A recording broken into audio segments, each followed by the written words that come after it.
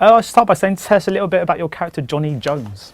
Johnny Jones is a rocker from, used to be in a band called the Weapons of Happiness, and I think they had moderate success, or quite good success, and then didn't anymore, like it can happen.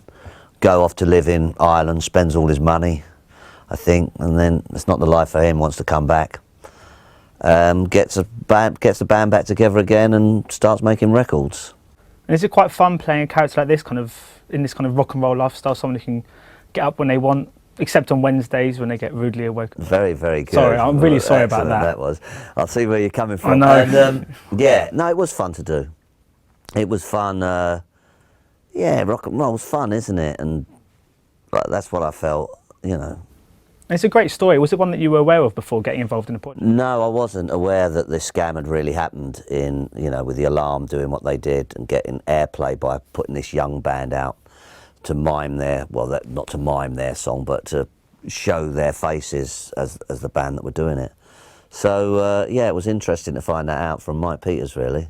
And because you're almost sort of effectively playing Mike Peters in a way, because it's kind of based on him. Yes. And he was very sort of heavily involved in the project. I wonder if that was quite helpful to you to have him there, so you could perhaps speak to him about the role at all. Or... Yeah, I mean, not that I think we decided to just play it very differently from what the Alarm would have been like.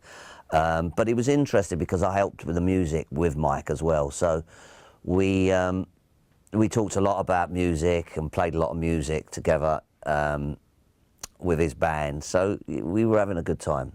And I'm right in thinking you wrote sort of lyrics for some of the songs on the... Yeah, I wrote some lyrics for some of the songs, yeah, and I think Asbo, the song called Asbo, where they're all running around, is my song. Oh, cool. It must have been great for you then to kind of combine your two passions in acting and kind of music. Well, that's why it was one of the reasons to do it, was to combine that. I was going to make, well, you know, I wasn't going to stand there and mime with Mike Peters' voice coming out of my mouth, so they knew that from the word go. So yeah, it was a nice thing to do, that I could act and play music, and if I could play Paul as well in it, I'd have whopped everybody's arse. So there you go. You definitely would have beaten me, that's for sure.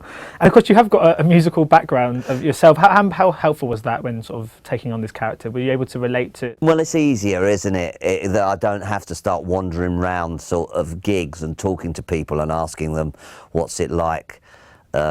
Being backstage at a rock and roll show, what do they get up to? I know what everybody gets up to in rock and roll. Yeah.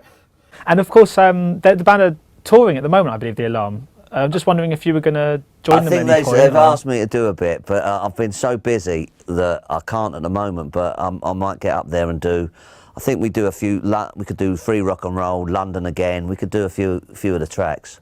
Because Free Rock and Roll is brilliant.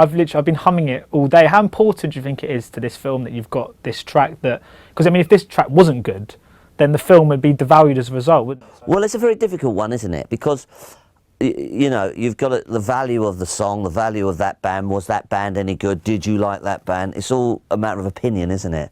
And I think the song does work. I mean, it was, you know, obviously there was debates about it, because there has to be on those things, because it sells it or it doesn't sell it, you know. And you have a nude scene in the film. What's it like seeing your bum up big on the screen? Is that, how do you feel about that? Oh well, for me it's nothing. I should think it excites other people a hell of a lot more than it would excite me. Fair enough. And it was you. It wasn't a stunt double. It was, yeah, no, it was a I think she was it was an African Nigerian goddess's butt. So what's that up next for you now? Have you got anything in the pipeline? I'm doing a play called This House at the National Theatre at the moment about politics, which is very different from... But I do sing 5 Years by David Bowie in the play, which is very odd. Well, thank you so much. It's a pleasure.